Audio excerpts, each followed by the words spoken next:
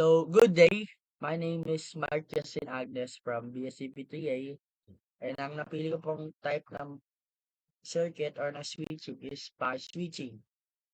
So, ang nilalaman po nitong aking presentation is yung introduction to power switching, power structure, and then yung process ng power switching, and then dalawang approach sa power switching which is datagram and then virtual circuit approach.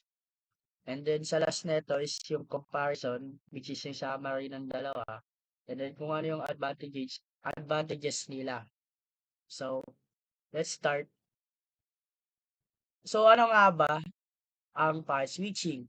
So, ang path switching daw is method for transmitting data by breaking it down into small individual units called packets. And then each packet is sent independently across the network. So, ano nga ba ang key idea ng packet switching?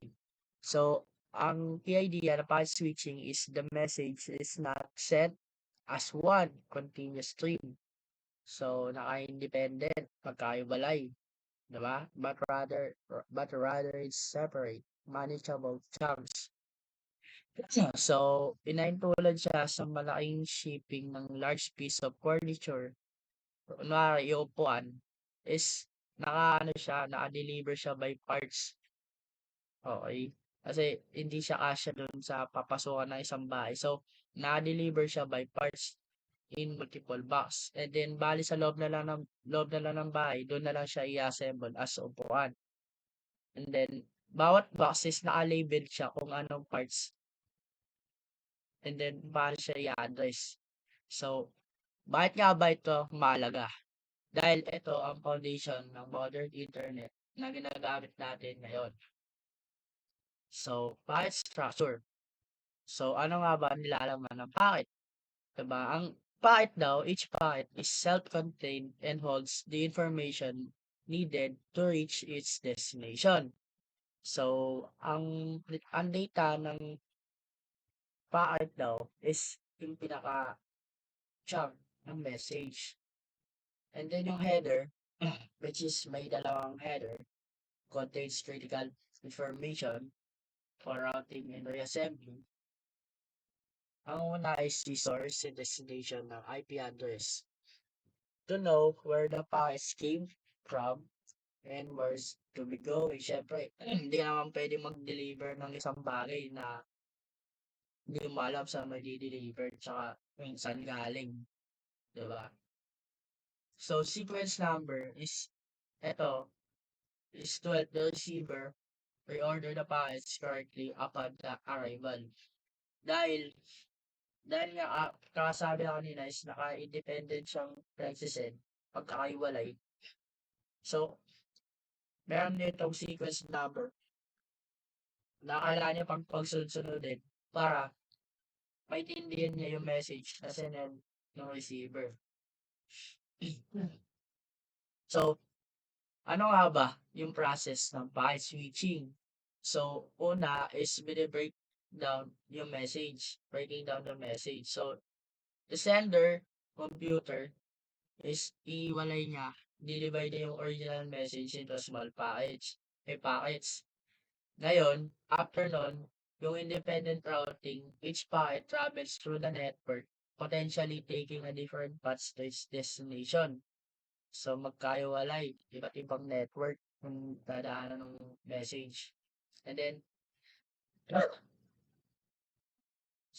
depende yan kung saan yung pinakamabilis na dadaanan ng information. Kaya magkaiwalay.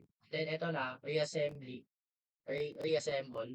The receiver computer collects all the packets and uses sequence number to reassemble the original message in order para maintindihan niya yung magkakaiwalay na chunks ng information na na-send ng sender. So, meron tayong tinatawag na error handling, which is yung sequence numbers na tumutulong para ma-detect kung ano pa yung mga hindi nasisend na packets or information na pwede i-send ulit ng sender dahil sa kulang. So, meron nga pala tayong dalawang approach sa packet switching, which is si datagram, which is connectionless. Ito yung ano ngayon sa internet. And then si virtual approach naman is ito yung wired connection. And then they are both packet switch, but they handle the path of the packets differently. So we're gonna discuss first the datagram approach. So ang concept neto ni datagram approach is each packet is an independent entity, a datagram. So ito, magkakaiwalay ito. A fixed path, there is no pre-established path. So, ano nga talaga, magkaka-shuffle siya, magkakaiwalay kung saan lang siya pwedeng dumaan. Diba? Eh, kahit sang type ng network siya dumaan, is pwede yung daanan. So, each datagram is routed independently, choosing the best available path at that moment. So, yung pinakamabilis. This means paths from the same message can travel into different routes. So, dahil nga ito, connectionless siya, wala siyang connection before sending. The network is intermediary nodes. Okay, intermediary nodes, all routing decision on the fly. So, arrival order. Packets may arrive out of order, so receiver must reassemble them by using sequence number. So, ang analogy is, ito is inintulad siya sa car sa isang highway o sa isang expressway. So each car packet, each car which is uh represent niya is packet can choose its own exit and route to reach the final destination kung saan walang traffic dun sa dadaan para mas mabilis para mas makapunta sa final destination. So, si virtual circuit approach naman tayo. So, ano nga ba ang concept ni virtual circuit approach? So, ang concept niya is a logical path or a virtual circuit is established between the sender and receiver before the data is sent. So, ito is na-fix to. Na-fix na yung dadaanan niya. O, yun na, fixed path. All packets for that particular communication follow the predetermined virtual circuit.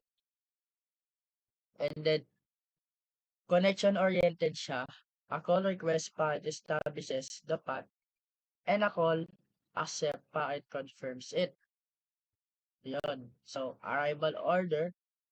So, dahil naka-fix siya, packets arrive in correct order, hindi siya naka-shuffle, simplifying the reassembly process. So, hindi na mag-assemble pa yung user ng mga packets or ng information. So, inaintulad sa thread na isa lang yung paroroonan.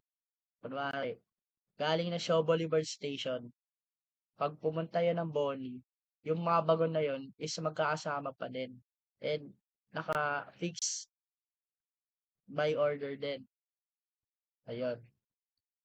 So, ito na yung summary ng dalawa. Advantages niya. So, una, si datagram ulit is kanyang path is by per packet basis. Ito naman si virtual is naka-fix. Sa connection, as I said kanina, connectionless siya. And then dito is connection oriented. Si datagram in terms of packet order is out of order dahil kung saan nga may pinapabilis na connection is doon dadaan yung mga chunks, yung mga messages. Okay? And then, si virtual is naka-in order dahil naka-fix siya. And then robustness, mas robust siya dahil can avoid failed nodes. Kasi kung magkulang man siya, hindi pwede siyang i-send ulit ng sender.